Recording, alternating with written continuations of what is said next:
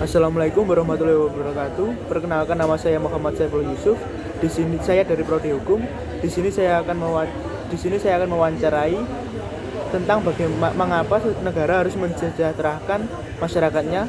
Di sini saya bersama Bang Yogi, mahasiswa UMM Prodi Hukum. Silakan Bang. Ya, mengenai tentang pertanyaan atau wawancara tentang aspek atau ruang lingkup kenapa negara itu dia harus mensejahterakan rakyatnya, apalagi dalam ruang lingkup pendidikan, yang kita ketahui bersama bahwa pendidikan merupakan suatu corong atau suatu konsep yang paling penting atau ya kebijakan yang dibuat oleh pemerintah yang paling penting untuk masyarakat luas. Nah, hal ini pun di dalam konstitusi kita, dalam Undang-Undang Dasar tahun 1945, khususnya dalam pasal 31, ayat 1 menjelaskan bahwa setiap orang berhak untuk mendapatkan pengajaran atau pendidikan. Nah, kalau kita menganalisis lebih lanjut, setiap orang di sini tuh orang siapa saja yang ia itu, entah itu dia orang timur, dia orang barat, dia orang miskin, dia orang kaya, dan sebagainya, dia itu harus mendapatkan pengajaran maupun pendidikan.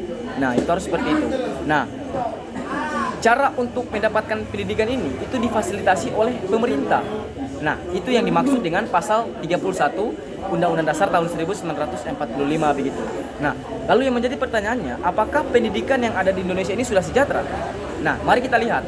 Menurut Badan Pusat Statistik, khususnya Badan Pusat Statistik Pendidikan, di tahun 2021 dan tahun 2022, tingkat pendidikan yang ada di Indonesia itu merendah, yaitu dengan estimasi data dinilai berapa ya persennya? 56,20%. Nah, itu estimasi data tersebut menggeneralisasikan bahwasannya Indonesia itu belum sejahtera mengenai tentang pendidikan. Lalu bagaimana cara untuk mengatasi hal tersebut?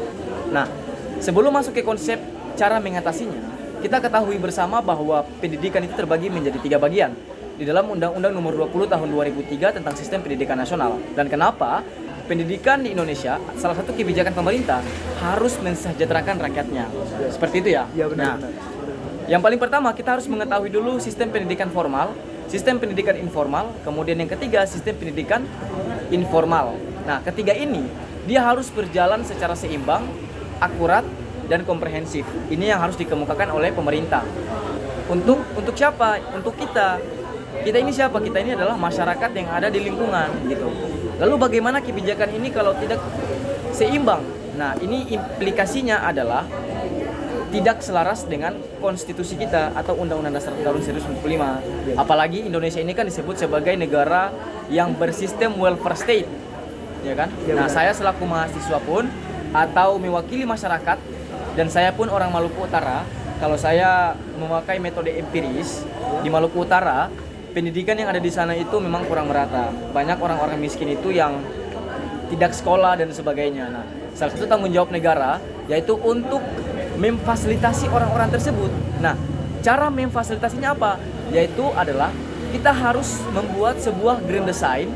Grand design ini apa? Grand design ini untuk menjaga interkonektivitas antara lembaga satu dengan lembaga lainnya, supaya lembaga lain antara kerjasama. Misalnya nih seperti anggaran BUMN sama BUMD, dan di mana hal tersebut harus seimbang, Saling berhubungan gitu ya? saling berhubungan, pemerintah pusat dan juga pemerintah daerah otomatis, ya kan?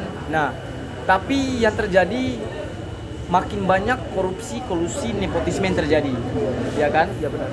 Sehingga pendidikan ini yang ada di Indonesia ini cukup tidak merata begitu, ya kan? Nah, itu yang harus cara mengatasi kita, bagaimana kesadaran pemerintah kita untuk mewujudkan yang namanya good governance atau pemerintahan yang baik, khususnya dalam ranah pendidikan. Karena kita bicara pendidikan ini, setiap orang itu membutuhkannya, ya kan? Setiap orang itu ingin bahwa cita-cita dia itu terwujud begitu. Nah, ya kemudian yang kedua cara mengatasinya adalah kita harus ingin membuat transaksi fleksibilitas antara pemerintah pusat, pemerintah daerah, BUMN, BUMD, dan juga gubernur dan sebagainya itu di bawah satu payung, ya kan? Supaya anggaran-anggaran yang terjadi itu bersifat akuntabilitas dan transparan. Mungkin seperti itu dari pendapat saya mengenai tentang kenapa negara harus mensejahterakan rakyatnya, karena itu merupakan bagian cukup penting di negara Indonesia. Mungkin sekian dari saya. Terima kasih Bang.